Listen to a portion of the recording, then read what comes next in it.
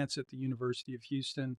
I'm Jim, and this is Personal Finance, 16 September, year of our Lord 2025. It is 10 a.m., and that means it's time for another lecture in personal finance. Today, we're going to talk about uh, first memories of money. So let me just jump in here and we'll get started in just a minute. But here we go. This is, if you look in the comments, if you're watching on YouTube or Facebook or LinkedIn, we're not streaming currently to X. I'm going to think about maybe starting to do that again. I canceled my premium membership at X, but I may just have to put that back in place. Anyway, if you look in the comments in any on any platform that this is streaming, you'll see a link to this post. So that's this is one of the resources for today's lecture that you may want to look at. It really just highlights some of my ideas about first memories of money. First memories of money is a kind of a chapter in my book, Make Your Money Count. And so today, this week, we're going to focus on first memories of money, and your assignment for this week is to do a parental interview. So that's what we're going to talk about. But first, let's talk about the secret class collaboration. This is the conversation that is not listed anywhere else. This is just my way of making sure that you're watching the lectures, which, believe it or not, they are required. Many students don't watch the lecture and they miss some of the important information that is part of this course. And then they send me an email and ask me the question. And so you are required to watch the Zoom. And we're going to do the secret class collaboration conversation where you get an opportunity to comment and share your thoughts about a topic. Today, I'm going to give you an option, two different topics you can comment on this week because I've thought about this week. I'll just share. Um, I'm sure you've heard Charlie Kirk was assassinated, and that is a massive tragedy. In my opinion, it is one of the biggest losses in our country's history. He's a young man who stood for a lot, and he was very outspoken. And I admired him in his life, and I just wanted to take a minute. Now, the reason that I'm saying you have an option, I know this is somewhat potentially political or maybe inappropriate for personal finance. And since I'm teaching personal finance at the University of Houston in the Bauer College of Business, I try to never overstep my role and I try to keep everything focused on personal finance. And so I struggled with whether or not to even consider making Charlie Kirk and his assassination a topic for this week's class collaboration conversation. So, what I've decided to do is leave it up to you. If you would like to comment on Charlie Kirk's assassination, maybe if you knew him or followed him, what he meant to you, I would appreciate reading your comments. And if you would rather not, then you get to comment on something else. We'll talk about, well, the other optional secret class collaboration topic is loan forgiveness, student loan forgiveness. So a couple semesters ago, I started talking about, or really thinking about, student loan forgiveness, and it's been fascinating to me. I guess this is another one of those topics that could be considered political, but it certainly has to do with personal finance. And so, student loan forgiveness is something that has been a thing, something that has been talked about in the political realm for some time. Usually, it is the party that prefers to give away everything.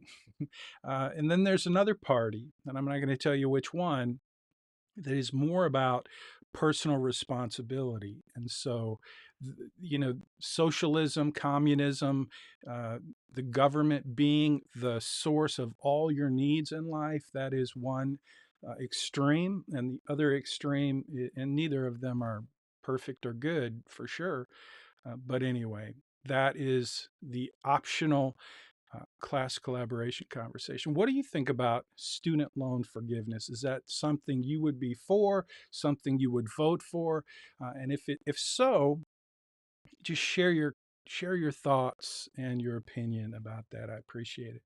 Okay, so let's get started, and I'm going to jump right back in here, and we're now looking at the post. So again, in the comments, you'll find a link to this post. And this is just really to set the table for you to think about your first memories of money. So that's what we're going to talk about for the next few minutes. And then I'm going to help you prepare for this week's assignment. This week's assignment is a parental interview. So we will be setting the table for that assignment. I think I'm going to jump right in there and say, oh, there it is. That's me in my studio here in Friendswood. I'm playing with things. As you know, this is my last semester to teach before I take a sabbatical. So I'm going to be taking a sabbatical next year, and I'm playing with my studio, and that's what you're seeing there. Okay, so now let's jump on in to, let me get rid of that. Uh, I'm going to get everything set up. Okay, here we go. We've got this week's uh, content on the screen. So let me see if I can get all my buttons correct. So we already covered class collaboration discussion. You have two options. You can talk about Charlie Kirk and his assassination and just share what do you think about that? How do you feel about Charlie and what he stood for and the ideas, if you know Charlie or knew Charlie or followed Charlie? I would love to hear your comments. Or you can talk about student loan forgiveness, either of those. First memories of money, we're going to spend a few minutes on first memories of money. And I just want to set the table and help you know that um, your first memories of money are really important. They impact you more than you may know. Now, one thing I've learned along the way is that folks who are younger have less, I guess you have less perspective about your first memories of money than an older person would have because you're not as old. So when you get older, let me get here. When you get older, the older you are, I think, this is just my opinion. It's not based on a lot of research except my own research. And that is the older you get, the different your perspective is, the more it changes over your lifetime, especially about when you were young. Those early memories become somewhat more significant. They become you see them differently than you do kind of when you're young and still close to those memories. So when the reason I'm telling you this is because this week's assignment is for you to interview a parent or a grandparent, not a roommate, not a sibling.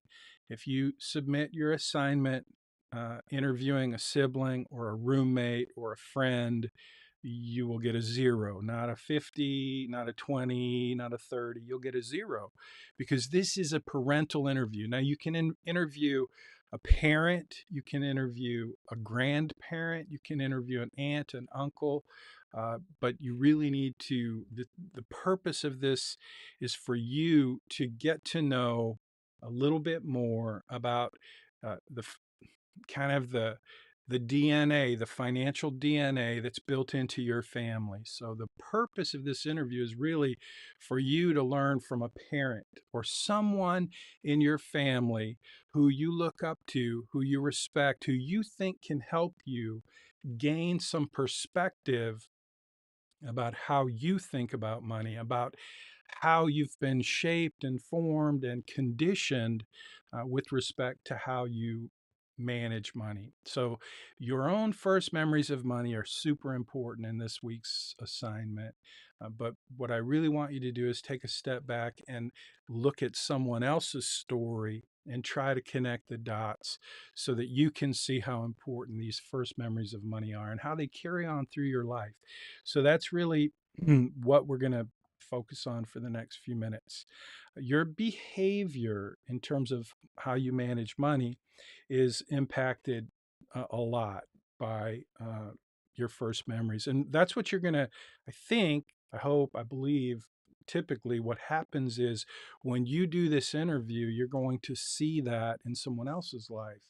And so, my hope is that you can see it in your own life and then begin to make some decisions, some choices to not let if you um, have been conditioned in a certain way. For example, uh, a lot of bad habits come from your first memories of money. And you'll read some stories this week about some folks whose first memories of money shaped how they behaved throughout their whole life. And some of those behaviors were not very productive, not very helpful. And really, truly, some of those behaviors are just plain painful. And so I want to help you learn to avoid and just be aware of how some of your first memories of money can impact how you behave in terms of how you manage money. And again, when you do the interview, you're going to see this in someone else's life, and hopefully it can help you be more aware in your own life. So that's what we're going to continue to talk about. Your attitudes about money are, uh, think about, so money is a resource, but it's more than that. It can be a real, uh, it can really define what motivates you, either on the fearful side or the greedy side.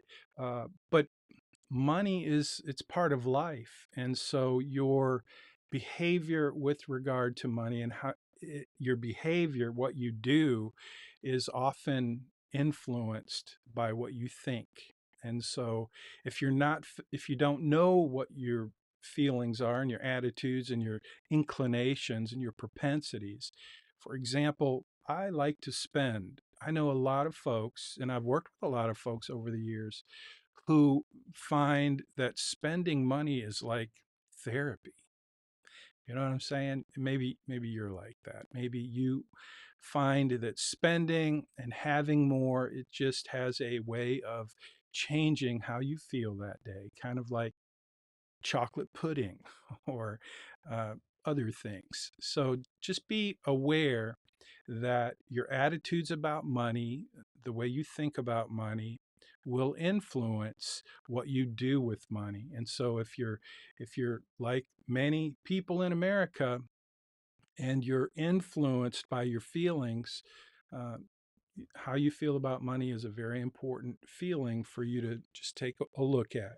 So let's do that. Let's do that this week. Just be thinking about, how do you feel about money? What are your attitudes about money? What is your first memory of money? If you read in Money Study Group, you have plenty of content to read this week. And one of the things you'll be able to read if you want is my first memories of money. I shared my own first memories of money. I shared my Uncle Hank, who has passed, but my Uncle Hank's first memory of money is one of my favorite stories. It's more than a story, but I hope you'll read that and I hope you'll learn from it. And I also hope that you'll take what you learn in reading these assignments into your experience in this interview this week, because it will, again, be very helpful. Okay, so childhood memories are really what we're talking about.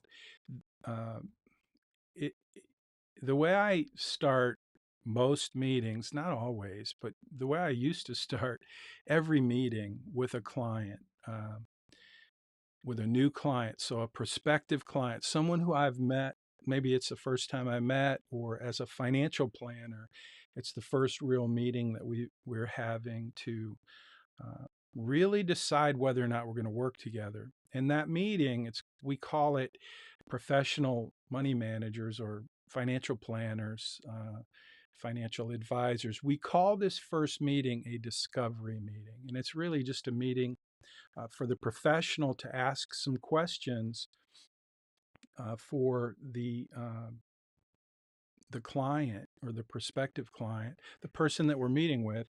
It's an opportunity for them to learn about what we do as professionals, but it's for the professional. The discovery meeting is designed to really get to know what's important to the person who we're interviewing. A lot of times it's a couple, and it's one of my favorite parts of the business of being a financial planner is that first meeting, the discovery meeting, because you get to learn a lot about someone, just like you're going to learn a lot about the parent or the person who you decide to interview this week. So a couple of things I want you to think about. One is the person who you decide to interview this week is a choice that you get to make, okay? And that choice that you make about who you're going to interview speaks volumes about the person who you chose to interview. Now, I know some of you are already thinking about who's the easiest person you can tap into to get this assignment done. I get that. That's kind of how I did college. It was like the easiest route was always the number one route. But I know some of you really are you're uh, thinking through what you're learning this semester about managing money. And it's meaningful to you. And I know that because you're sharing that with me. And I appreciate that. So, for those of you who care enough to think through who you're going to interview, I just want to mention, I want to make sure you understand the significance of that choice. Not only do I want you to understand it and think about it, but I want you to communicate that. In other words, I want you to, come up with some words to say to the person that you're going to interview. I'm hoping, this is my words, this is how, by the way, I approached my uncle Hank when I did the interview. Now, he's my uncle, and back then I was genuinely curious because Uncle Hank, he was the guy in the family who, not just the family, but the whole clan, he was the guy that we would go to for advice. Okay. When I first got married, I took her to meet my Uncle Hank. He lived in Bowling Green, Kentucky. And Uncle Hank, when we came home after that, trip, anytime there was something big in our family that required some thoughtfulness and some wisdom, my wife would always say, Connie, my wife would always say, what would Uncle Hank do? And so Uncle Hank was that guy, and that's who he was as I grew up. And so when I became a financial planner, he was one of the people that I really wanted to tap into in terms of his wisdom. He was clearly the most successful guy in our clan and our family. And the reasons for his success were pretty simple. And they're basically the ingredients that I'm trying to pass on to you in this semester. But I interviewed Uncle Hank, and I set the table by asking him this question that I want you to ask when you do your interview. And I asked him, I said, what are your first memories of money? Maybe it was your first paycheck. Maybe it was the money you got under the pillow from the tooth fairy. Um, I don't know what it is, but what's your very first memory of money? And so that's what I want you to ask. And I want you to think about that for yourself as well. It's part of your assignment this week. Your own first memories of money, as well as in the interview, you're going to ask that question. And so it's going to be a meaningful question. Let me jump down here and see if I can. Hold on. Let me get rid of that. And there we go. Okay, so um, first memories of money can give you some deeper insights about your own behavior. That's the point. And when you do this interview with a parent or an uncle or a grandparent, remember you're not doing it with your roommate, you're not doing it with a sibling, you're not doing it with a friend. But when you select someone to interview this week, you're going to have the opportunity to learn from them. And they may not have thought about their first memory of money. Most of the folks that I've interviewed over the years, especially if it's a couple, it's a fascinating experience. But one of the things I learned and discovered and was kind of interesting is that most of the time when I met with a couple and I asked the question to him and then I asked the question to her or vice versa, they had never heard, they didn't know those first memories of money. And so it can be a tremendously helpful resource to have that insight. And that's part of what happens in the interview. Childhood memories are, they're somewhat, for most people, they're pretty powerful. They stay with you and they shape you. So again, that first memory of money, maybe it's the allow, I don't know about you, but I never really got allowance. I had to grab my when I wanted something. In fact, my in the chapter in my book, Make Your Money Count, chapter of first memories of money, one of my first memories of money was uh, I had my mom would go. We had four siblings at the time. Currently, we have five, but when I was growing up, we had four. When I left home, just about the time I left home when I was 16, my mom was pregnant. So she had our most recent, anyway.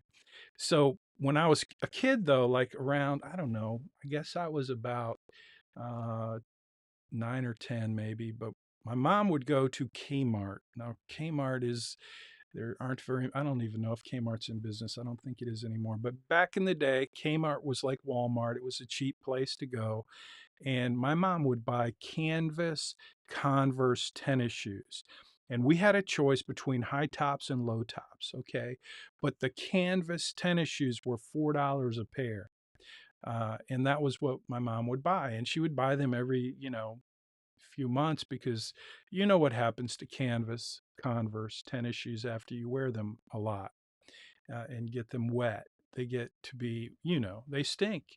Anyway, at the time, Dr. Dr. Dr. J, Dr. Julius Irving. He was a basketball player and he was Dr. Dunk, I think. I can't remember. But anyway, he endorsed these leather Converse tennis shoes and I really wanted them. All my friends had these tennis shoes. So I went to my mom. Somebody's knocking at my door. I might have to pause. Hold on. I'll be right back. I'm sorry.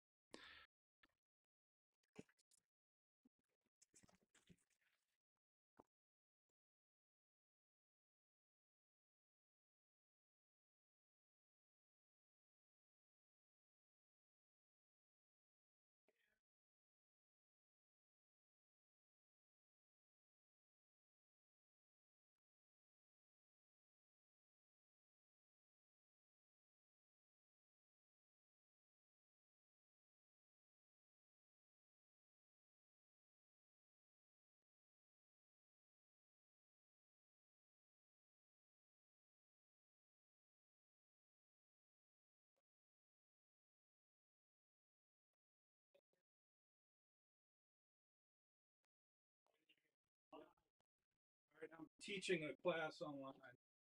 Thanks. Okay. So sorry about that. Let's see, where were we? Let's go back here.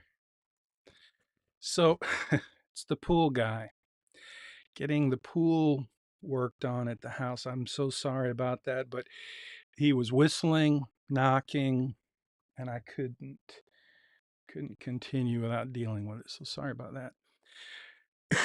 So anyway, my first memory of money, back to the tennis shoes.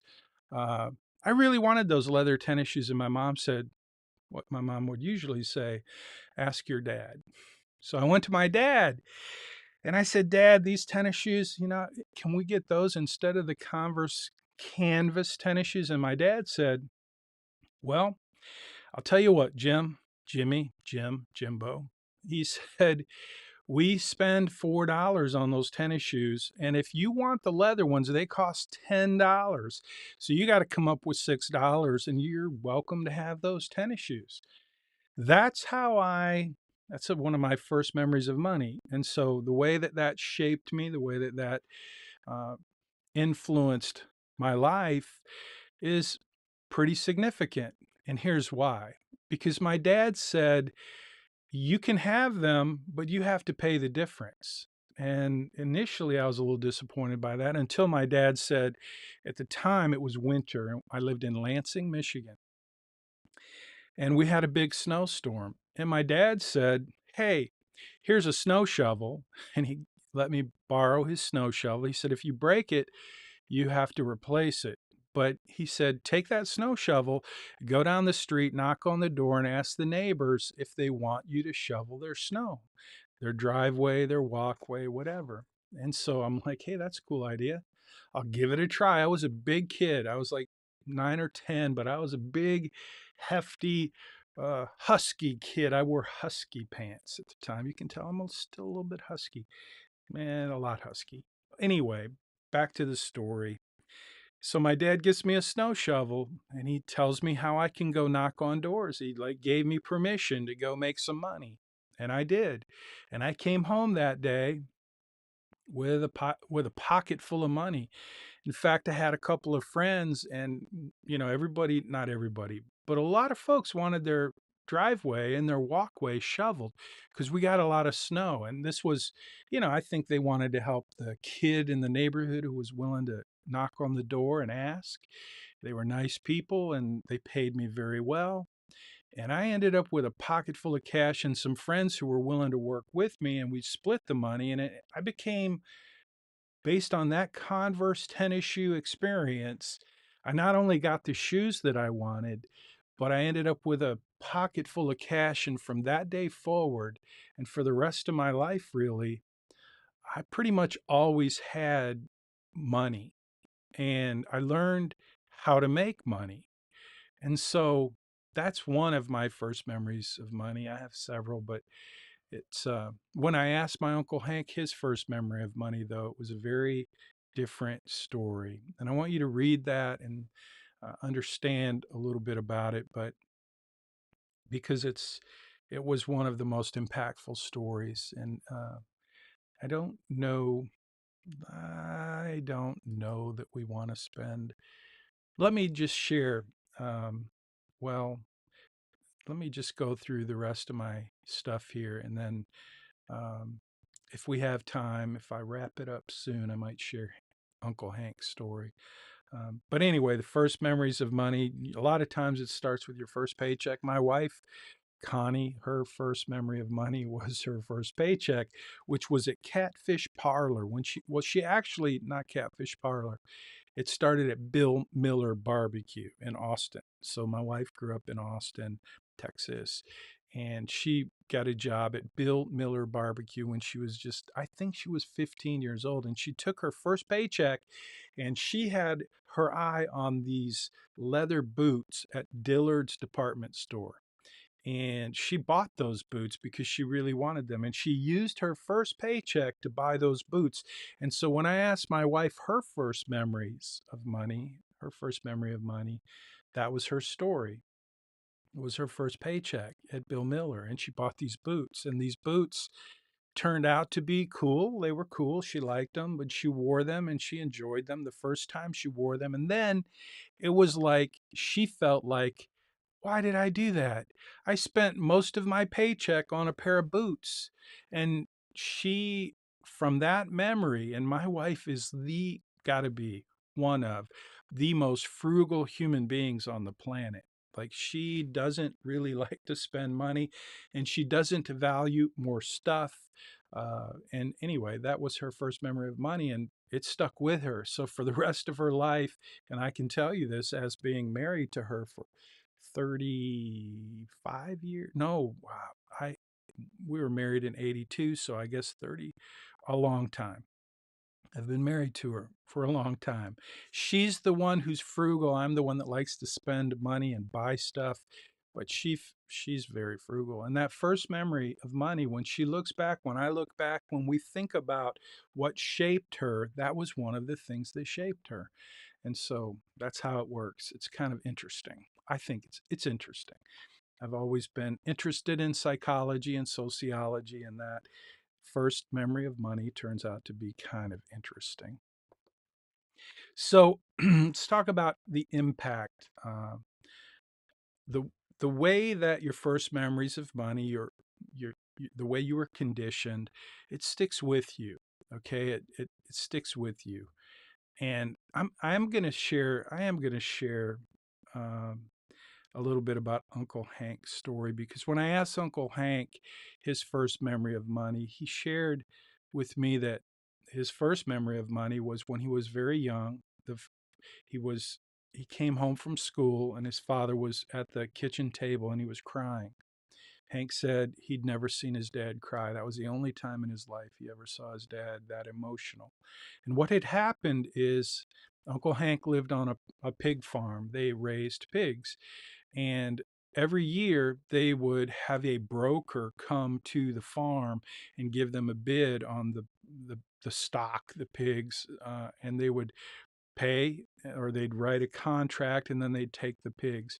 And this year, this particular year, when Hank shares his first memory of money, he came home and his father was very upset, crying, because the broker, the person who came to purchase the pigs for the entire year, like this is the paycheck for maybe more than once a year, but it was like a big deal. And this guy came and he took the pigs and he gave a contract and he absconded with the money. That was the word my Uncle Hank used. He didn't pay. He defrauded them. He didn't pay for the pigs and he just never was heard from again. And it was a huge financial hit for the family, as you can imagine. And that was my Uncle Hank's first memory of money. And so when we talked about his behavior, it was a beautiful day in Bowling Green, Kentucky. We went for a long walk together in the country. And I was just asking him and having this conversation, and he shared his first memory of money, and that was it. And he started to share with me how his he was so frugal. Like my Uncle Hank is like my wife Connie, just super frugal. Did not spend money, very frugal, very industrious, smart, everything you could hope for. He was entrepreneurial as well, but he just didn't spend money. And he told me that that first memory of money shaped the way he thought about money and the way he behaved, and it made him very so frugal. He told me it made him so frugal that he would withhold spending money even when so at times he could have spent his money to create memories and do things with his family. He had plenty of money, but he felt like he was restricting himself and his family from experiencing the kind of life that they deserved, that he wanted for them. But because of his fear, because of his ultra frugality, because of that first memory of money, he wouldn't do those things. He would save the money, and he did save a lot of money. So anyway, at that point on that walk during that conversation, my Uncle Hank kind of made a declaration to me. He told me that he wanted to buy some property on the lake, Barren River Reservoir, beautiful lake in outside of Bowling Green. And he told me he was in the process of buying this property, and he was going to build a lake house. And that is, in fact, when I talk about the Kentucky Lake House, it is a fantastic, amazing, beautiful place, and we've got to make so many great memories there. But that was a result of my Uncle Hank, not because of my conversation with him, but he had come to the conclusion in his own life with his wife, my Aunt Lorraine. He had come to the point in his life where he knew that he'd been blessed in an abundant way, and he wanted to make different choices with his money, and it was difficult for him. And he told me that it's difficult. It's hard to spend that kind of money and have that old way of thinking about frugality, because he was afraid, as from way back as a child, he was always afraid that what happened to his father would happen to him. Someday, somewhere, disaster would strike. And so that's my Uncle Hank's first memory of money helped me really, and this was early on in my career as a financial planner. And um, before I wrote my book, Make Your Money Count, that was the opening story. If you look at the book, I don't have a book handy, but anyway, that's a story. That's Hank's story. And I hope you'll check it out. Uh, okay. And by the way, do subscribe to the channel at Jim Munchback. Munchback has an H on the end. This is my last semester to teach, and I want to share in the weeks ahead what I'll be working on during my 1 year sabbatical. But I do want you to know that it's going to happen here on this channel on YouTube. I'm going to have lots of playlists, lots of different projects going on that I'm excited about. But I'm going to have something special for you if you're a student at the University of Houston, or if you're a past student, you're going to want to hang around and kind of stay in touch. If you're a YouTube user, then do subscribe to the channel. It doesn't cost you a cent. And hit the like button. That helps the channel, and I appreciate it. So, a little commercial there. All right, let's see. Back to uh, now, I want to jump into the next thing. Really, before we wrap it up, I want to prepare you for the interview. So, your family interview, parental interview, remember this is either a parent, an aunt and uncle, a grandparent, but it's not your roommate, it's not your friend, um, and it's not a sibling. So if you turn in your assignment and you interview one of those, you're just going to get a zero. And I'm going to say, go back and watch the lecture, because we did talk about that. So I want to prepare you for that. Again, I want to make sure you know the person you select, it's very important. It's your choice. You get to decide. But I hope I hope you will set the table by letting them know that your assignment this week is to do an interview with a family member, an older family member, a parent, aunt, uncle, or grandparent, to learn from them and gain some perspective from their life experience and how they managed money. And if you choose someone like I chose, I would have, if I had to do this assignment, I would definitely have chosen my Uncle Hank, because he would be the guy that I'd be like, Uncle Hank, you've done a you've done amazing. You're very successful, and I'd like to learn how you did that so that I can try to replicate that in my life. To do that, I didn't do that. I wasn't a student back then, but for you to set the table in that way, I think would demonstrate a good deal of gratitude about that person, for that person being in your life, and your respect for them. It would speak volumes. So I want you to take advantage of that opportunity to set the table in that way with this person that you're going to interview.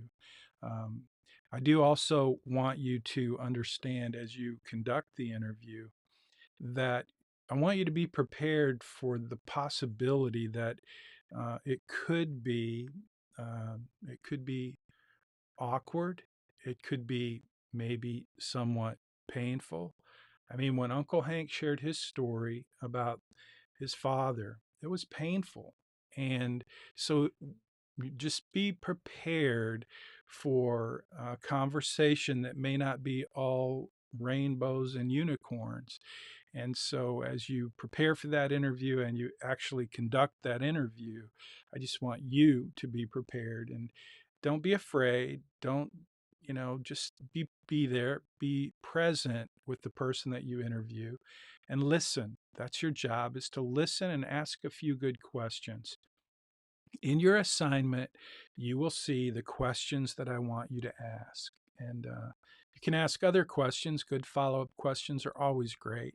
But try to ask the questions that are listed, especially the first memory of money question, and some other questions that are in there are pretty helpful. In fact, I think I have a list of questions to ask. What is your first memory of money? Obviously, and I'm hoping you will interview a married someone.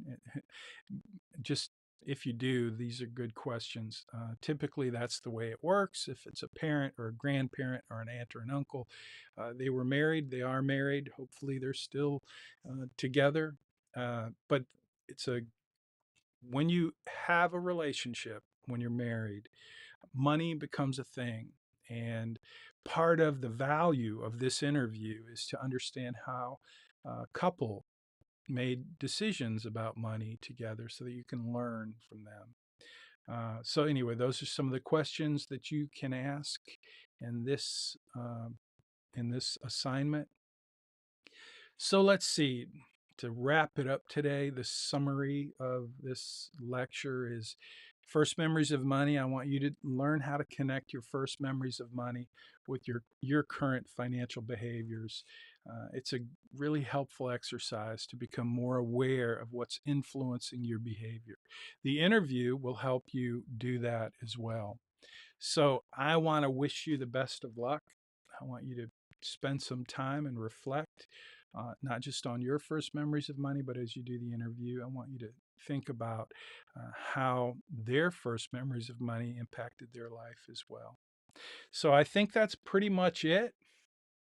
Uh, First memories of money in parental interview. I want to say before I wrap it up today that I am behind on grading and I will get caught up this week.